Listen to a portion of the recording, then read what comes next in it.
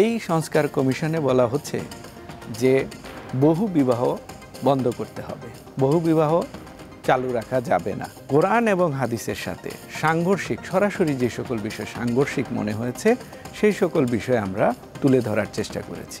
একজন পুরুষ একজন নারীকে বিবাহ করেন, তাহলে 10 জন নারী সারা জীবনের জন্য অবিবাহিত থেকে যাবে।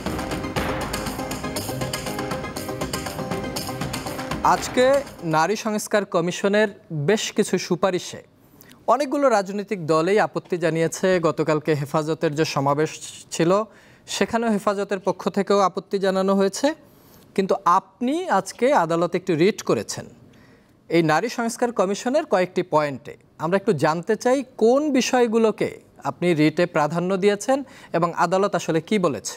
সংস্কার কমিশনের প্রতিবেদন যেটা দাখিল করা হয়েছে 318 পেজের, এর মধ্যে আমাদের দৃষ্টিতে যে সকল বিষয় আমরা মনে করেছি বাংলাদেশ সংবিধানের সাথে সাংঘর্ষিক রয়েছে এবং ইসলামের দৃষ্টিতে কোরআন এবং হাদিসের সাথে সাংঘর্ষিক সরাসরি যে সকল বিষয় সাংঘর্ষিক মনে হয়েছে সেই সকল বিষয় আমরা তুলে ধরার চেষ্টা করেছি।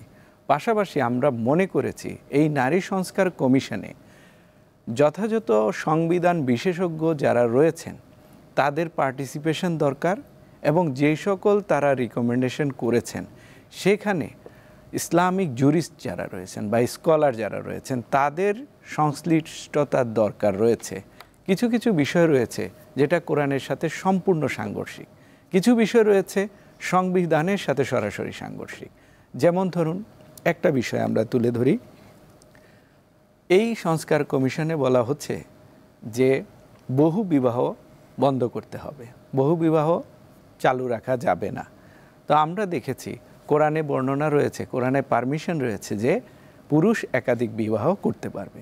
আমরা যদি কোরআনিক আলোচনা বাদ দিই, আমরা যদি as a people of the government সব কিছু বাদ দিয়ে যদি আমরা হিসাব করি যে বাংলাদেশে যদি আমরা দেখি 55% পুরুষ রয়েছে, 45% ফিমেল বা নারী রয়েছেন, তাহলে 100%।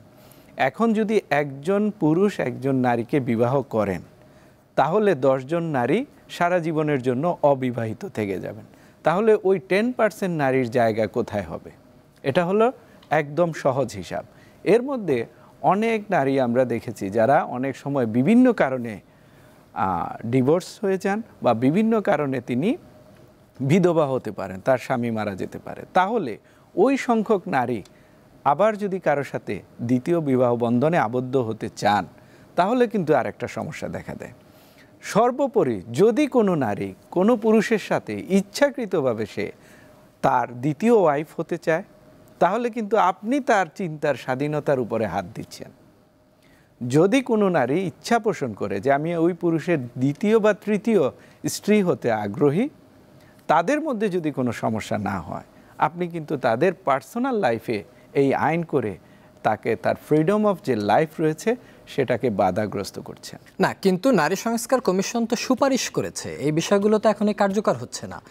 এই সুপারিশের পরে আবার ঐকমত্য কমিশনের কাছে বিভিন্ন রাজনৈতিক দল এটার মত দ্বিমত যেটাই থাকে এটা আলোচনা করে একটা সিদ্ধান্তে যেতে পারবে, কিন্তু সেটার জন্য কি এখন এই রিট করা খুব জরুরি ছিল? দেখুন, আমরা রিটটা দায়ের করেছি, শুনানি হবে।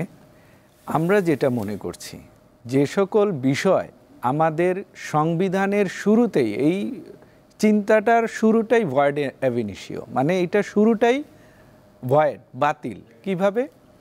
আমাদের সংবিধানের 2য় অনুচ্ছেদে বলা আছে রাষ্ট্রধর্ম হবে ইসলাম।